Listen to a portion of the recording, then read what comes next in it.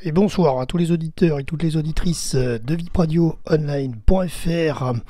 Ici Jérôme pour un podcast radio à propos de la Route du Rhum 2022.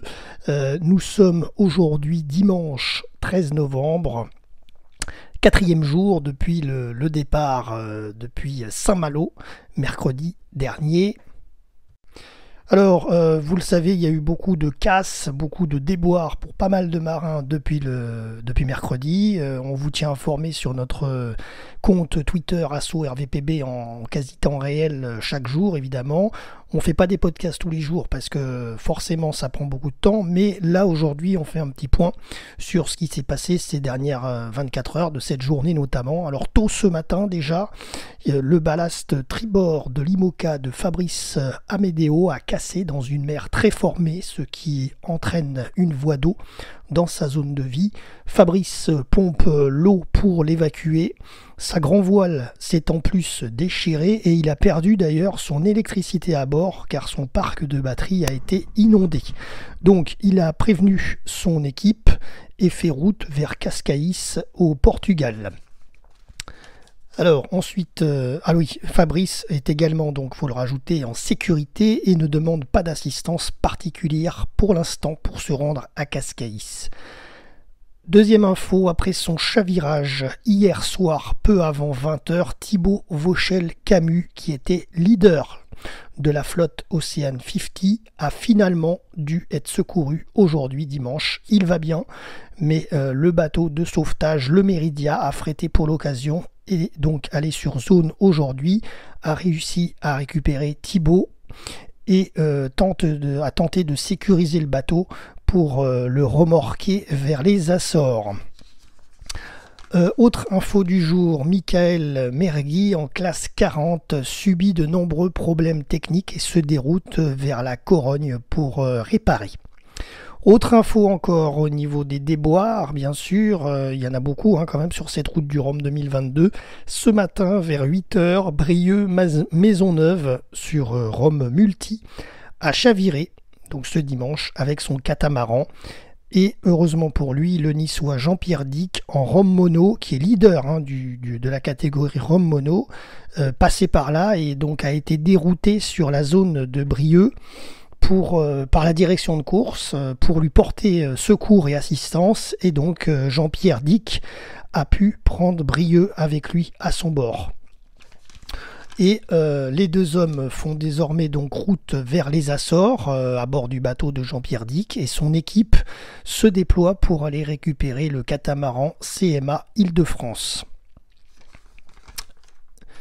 Après deux escales techniques, l'une à Port-la-Forêt et l'autre au large de la Corogne, Philippe Poupon et son trimaran Rhum Multi Flow a repris la course hier après-midi. Actuellement, il est 13e au classement de sa catégorie Rhum Multi.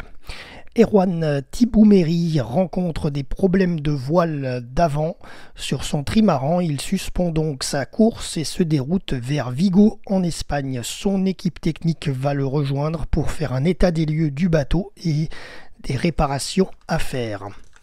Voilà, ça c'était donc les mauvaises nouvelles des dernières 24 heures, puisqu'il y a quand même beaucoup de casses sur cette route du Rhum 2022. On se rappelle du Vendée Globe 2020 aussi, il y avait beaucoup de casses. Mais c'est vrai que les routes du Rhum en général, il y en a beaucoup, parce que c'est un peu comme les Transats Jacques Vabre. Les bâtons vont très vite, les bateaux, au départ. Et puis il y a des conditions maritimes qui sont compliquées aussi. Et moralité, ça tient pas. Ils pourraient pas faire le tour du monde avec ce type de préparation, je pense. Voilà. On parle tout de suite des classements. Alors le classement ce dimanche soir à 21h en classe 40, premier Johan Richomme, en IMOCA premier Charlie Dalin qui mène la course tambour battant depuis plusieurs jours, devant Jérémy Bayou. Thomas Ruyant lui est 3e, Paul Meillat 4e et Kevin Escoffier 5e. En Ocean 50, justement c'était Brieux Maisonneuve qui était Non, c'était Thibaut Vauchel-Camus, qui était leader encore hier. Et finalement, donc, c'est le premier maintenant, c'est Quentin Vlaminck, suivi par Sébastien Rogue, deuxième, et Erwan Leroux, troisième. En Rome mono, Jean-Pierre Dick, donc, qui est actuellement à son bord Brio Maisonneuve.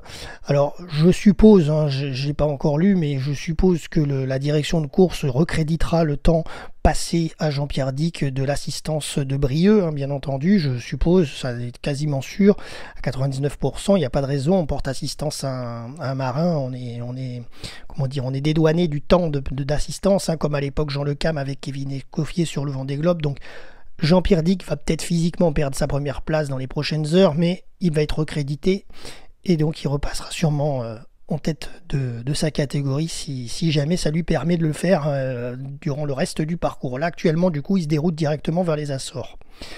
En Rome multi, Roland Jourdain premier, suivi par Marc Guillemot deuxième. Et pour terminer la catégorie des ultimes 32-23, Charles Caudrelier premier devant François Gabard et Thomas Coville. Les trois sont dans un bon mouchoir de poche. Francis Joyon, un peu plus loin derrière, il est à 50% du parcours, il est quatrième, et Yves Leblévec, cinquième.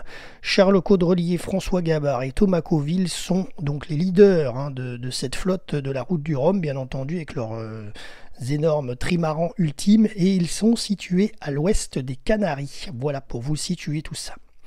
C'est tout pour aujourd'hui. Je vous tiendrai informé sur notre compte Twitter s'il y a des nouveautés, nouvelles infos qui tombent cette nuit ou d'ici demain matin, bien entendu. Et on se retrouvera la semaine prochaine pour faire un podcast radio, pour faire un point sur la Route du Rhum, je pense à la mi-semaine. Voilà, milieu de la semaine.